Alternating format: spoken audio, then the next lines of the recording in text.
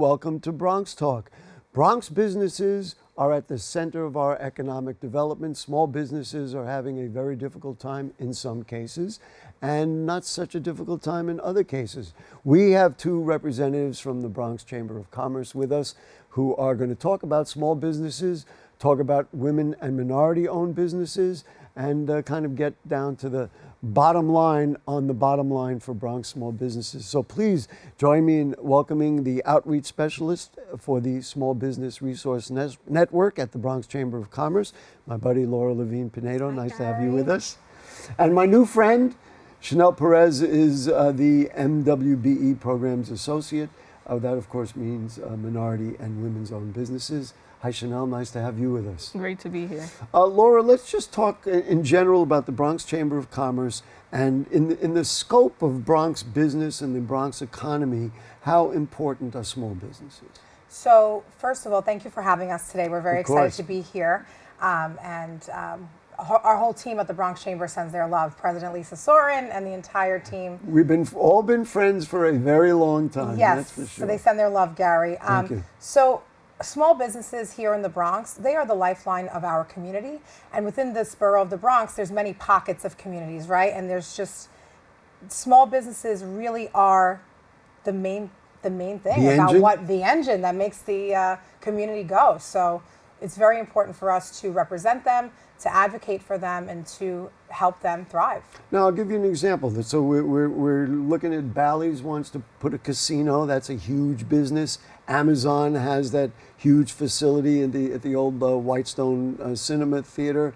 Is it difficult for small businesses now to compete for local dollars when, look, I could list the number of, we have the busiest Target in the East Coast is in the Bronx.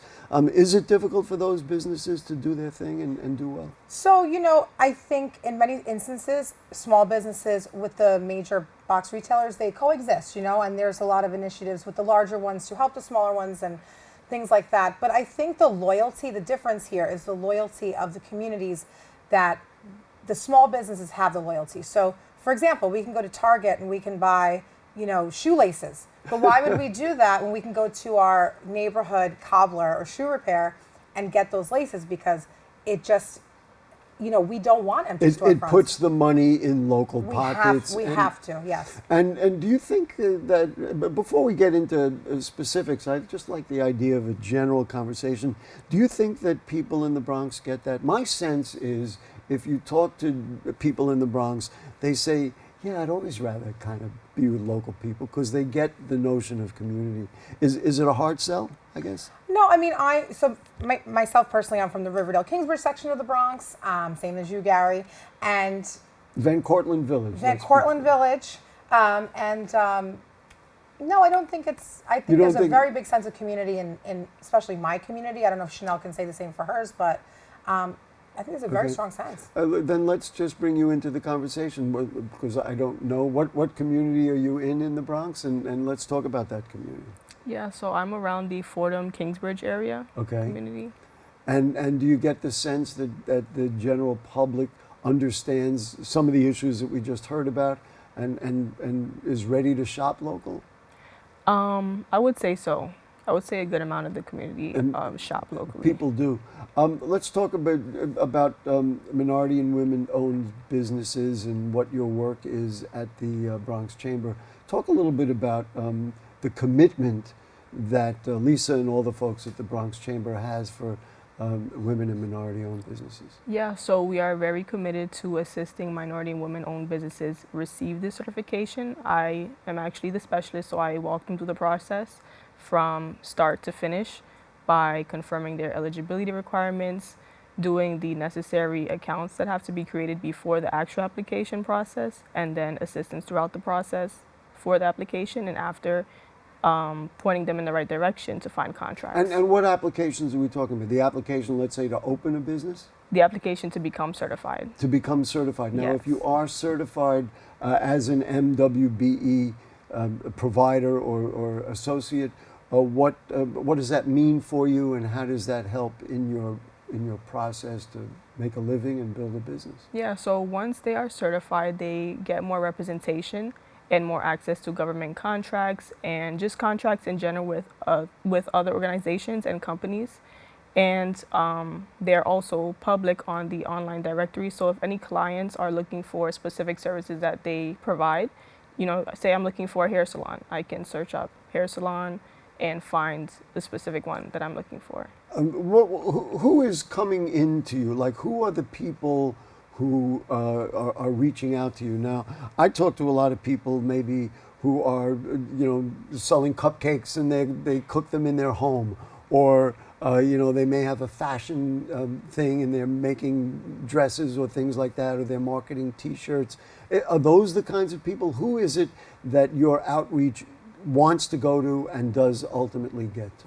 Those businesses are included, so there's a wide range from construction, hair salons, beauty supply stores, nail salons, people that want to do yoga, promote That's holistic fascinating. health as well. Right. There are female fight clubs, which is boxing. So there's a wide range. And these are the things that, to me, this is interesting. And the reason it's interesting is because we have 1.4 million people, and we're constantly learning more and more about what we want to do. So people come in and say, this is what I want to do. Yes. And you see a lot of that. Yes. Are you able to work with them through the process? So, okay, I've got this idea. I want to start a fitness program. And then ultimately, you actually then see them maybe with a brick and mortar space, and you see it through. It actually, I want to know that it happens. It can happen, and it does happen. So say somebody is interested in certification, but one of the requirements is that they must have been in business for 1 year. So what I'll do is I will refer them to a legal firm to assist them with establishing their LLC or corporation. Once they hit that 1 year mark, they can come back to me, and then we do the process. That's among the biggest issues, is the information thing. So somebody says, you know, I got this idea.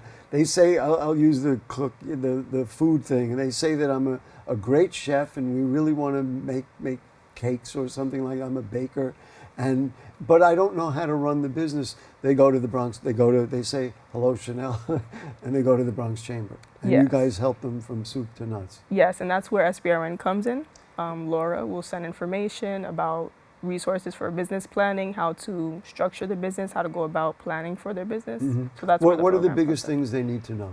So basically, what we do is I am part of the SVRN team, which is the New York City Small Business Resource Network team. Okay. It's throughout the 5 boroughs, but I am a team of 3 of us that we represent the Is entire that you, borough. Chanel, and somebody our Dari Saldana, who's Oh, not okay. here today, Okay. and we represent the entire borough of the Bronx. So with this, we are on the front lines, going door to door, business to business, reaching out to businesses to see what are the resources that they need.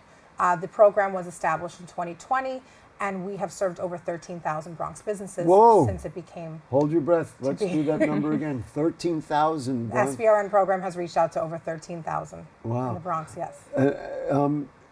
You know, I see a lot of neighborhoods where there are empty storefronts. Every one of our neighborhoods, the neighborhoods you're from, my neighborhoods, other neighborhoods in the Bronx, also have, you know, we see empty storefronts.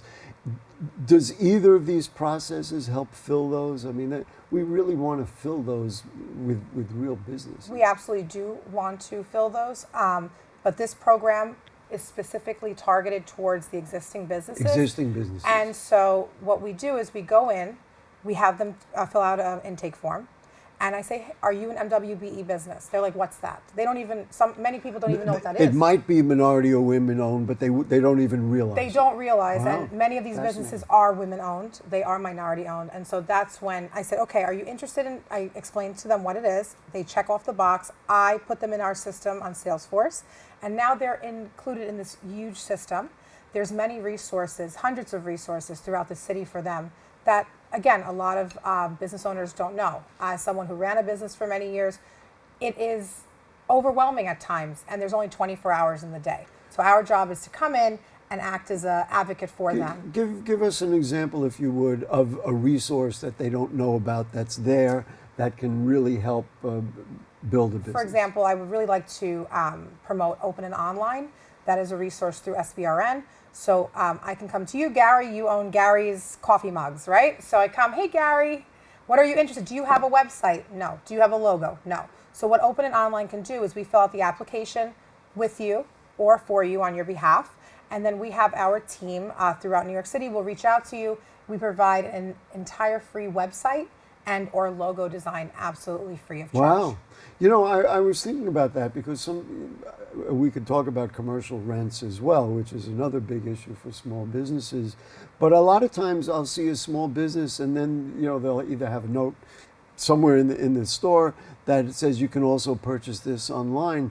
That's a big thing to do, and it probably, in this day and age, adds a lot of you know, capital for them. Yes, and that's another thing. E-commerce is huge, you know, so we really want to help our Bronx businesses learn what they need to in order to do that, because there are many Bronx businesses that are here today that you walk into a business, it may say nail salon on the outside, but you walk in and it's an electronics store.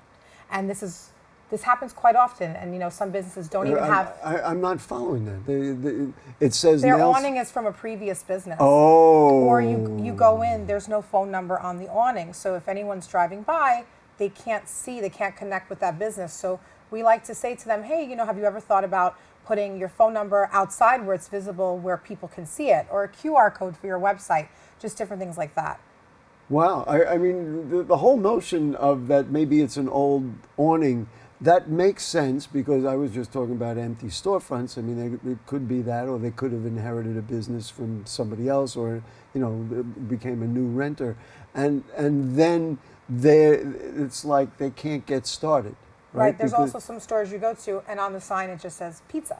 There's no name outside, it's just pizza. And I've run into that. So, hey, have you ever thought about personalizing your DBA? Like, so people can point you out, you know, so that's what we help with as well. Chanel, let's just identify the people. Do you think there are people, we've talked about how people don't know, you know, that, gee, maybe I could qualify. Define women, obviously, we know, but a minority owned, does that include every ethnicity? I mean, how do we define that? And then how do you then, like, judge who is qualifying or not qualifying under that rather large umbrella? Right. So the minorities. It's a tough question, yes. I know. Especially given the range of ethnicities in the Bronx, let's face it. And I think it's important that Chanel does not determine this. This is, you know, this well, is... I understand that these, yes, like Chanel say, I like you, I don't like you. Yes, Okay. so the minorities include Black and Hispanic is a wide range, right? You have Dominican, Puerto Rican, Cuban, all ethnicities under Hispanic count as minority, Right. As well as Asian Indian and Asian Pacific. And do you have a percentage of total business looks in the Bronx, and how many do qualify, how many could qualify that aren't aware of it? Well, that's where the SBRN program comes in, right? When Laura's out on the streets and she meets with the business owners, she will relay that information and then connect me with them. Or if I come across a business owner myself, or they call the office, right, and they're looking for more promotion for their business, that's something that I would offer to them. Other businesses have heard of it, you know, by word of mouth, and they're interested, but they're not too sure exactly what it is, and I'll also provide the information to them. I know that the Bronx EDC has a microloan program that they're working on to help provide some of the infrastructure. What are the things when you go into a business, is it that they don't know? Is it we need to build your infrastructure, we need to build your store, we need to show you how to connect to different inventory, you know, we need to do some communications as far as doing promotion and those things. What are the things that businesses So there can need be to an know most? entire list of things, and it really is based on what this specific business needs. But we do have a lot of, there are many grants available, there are low interest loans available, so we do connect them with that. If they need marketing assistance, we also have resources for that. Creating social media. If you're a restaurant and you are grade pending, or you have a B, or you didn't pass your health, you know, inspection, we can come in, we can do a complete mock inspection for you to get you prepared for when the Department of Health comes. I'm tempted to ask you about success stories. You have businesses that you work with, and then I'm going to ask you the same thing. Yes. So one thing, you know, I have been with the Chamber since September, and listen, I know Laura a long time. She never stops. So if she's been there through September, since September, for the rest of us, it would be 2 years. She's accomplished from September to now. What would the rest? Go ahead. I'm sorry. I know you never stop. Through the SBRN program, there was a success. So on our intake form, we put your nationality, your gender, your if you're a veteran-owned business, woman-owned business.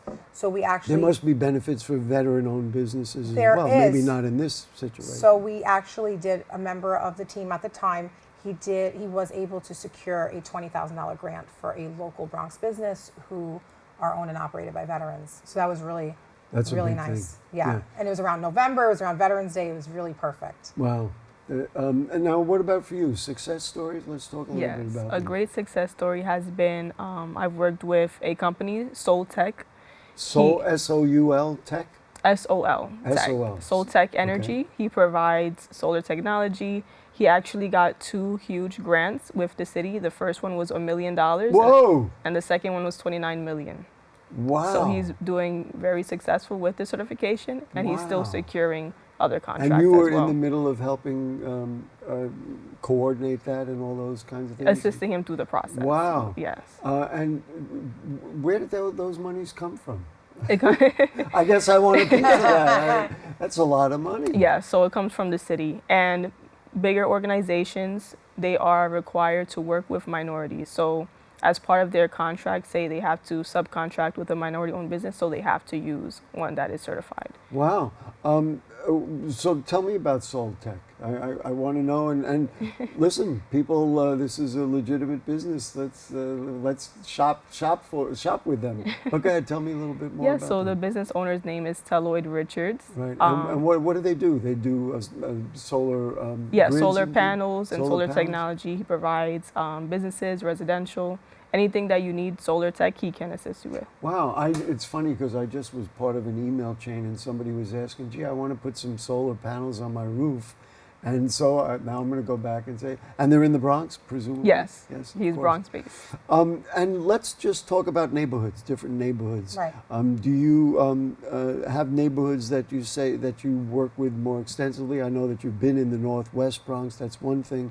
But as far as the Bronx Chamber, of course, working with the whole borough, talk about different needs in different neighborhoods. The entire borough. So there is, I don't want to say there's more need in one community versus the other because there's That's need fair. in every community. Yes.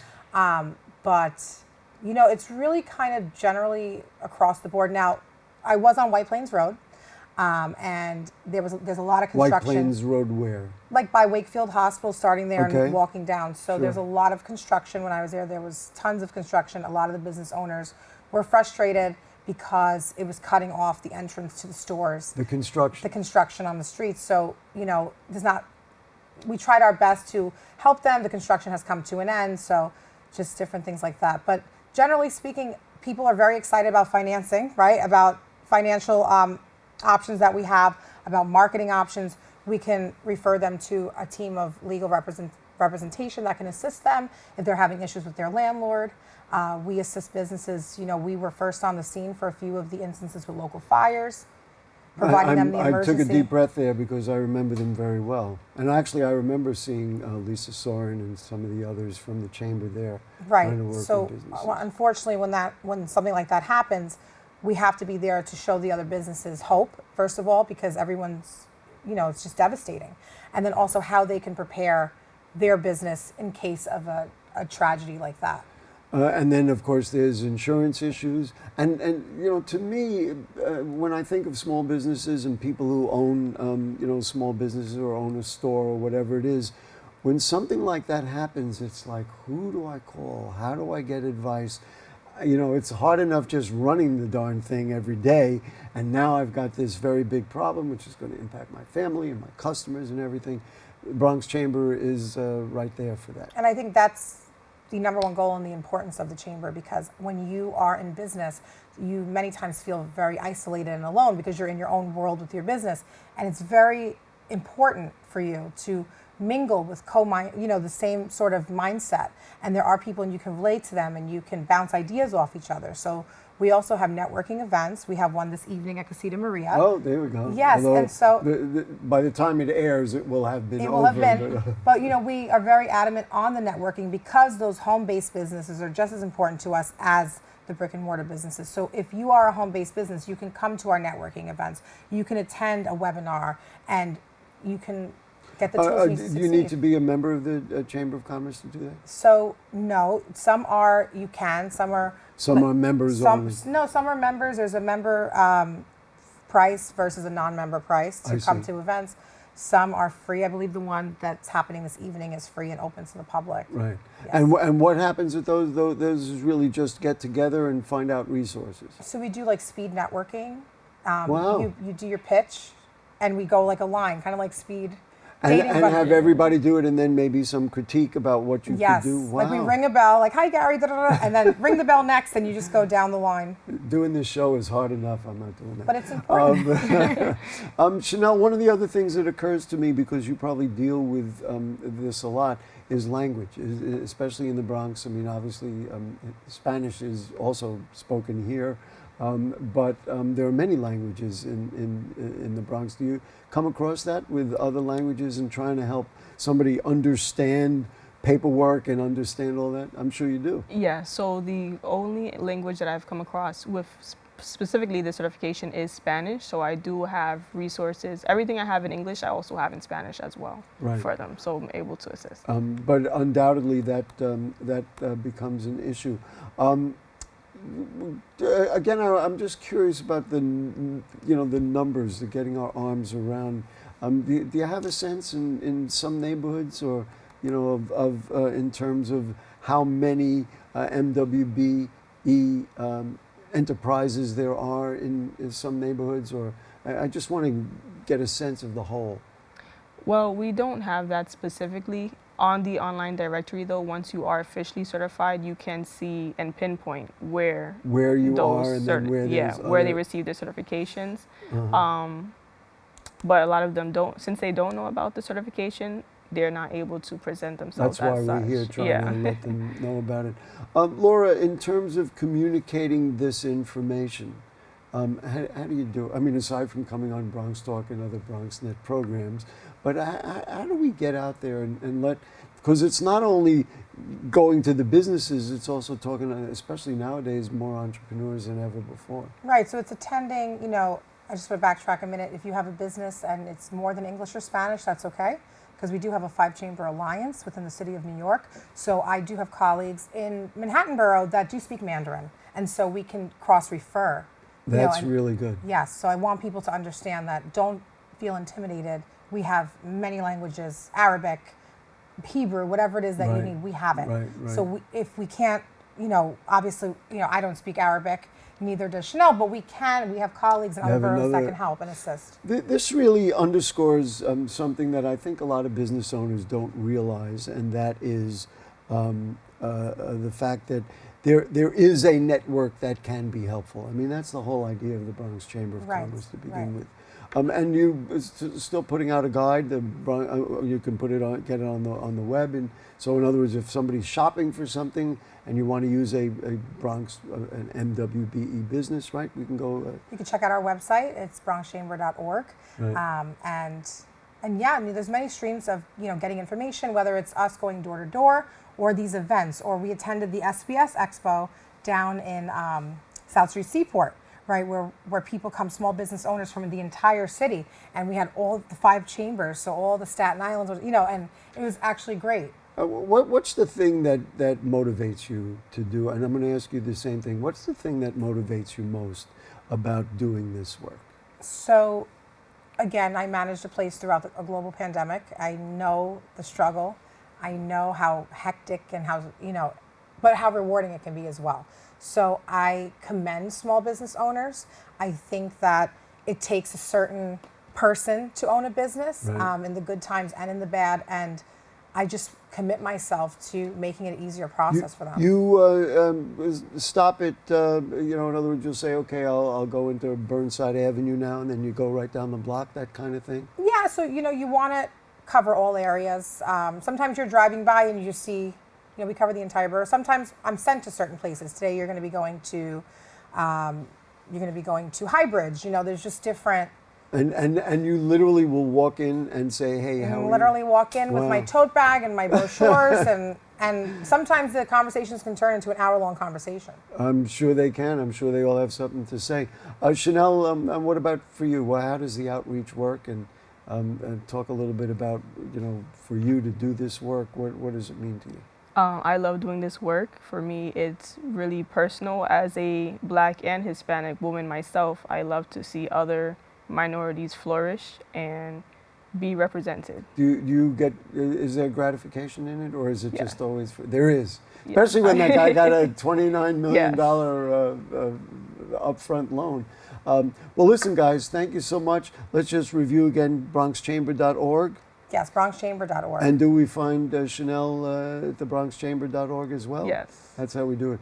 Thank you so much, Laura Levine Pineido, who is an outreach specialist for the SBRN, but I don't take that for granted. It's the Small Business Resource Network at the Bronx Chamber of Commerce. Chanel Perez is a MWBE Programs Associate.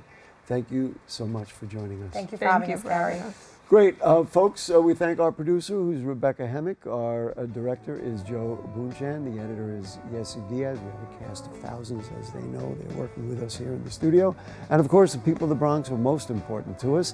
And so, if the curtain don't fall and the creek don't rise, we will be back next week. Good night.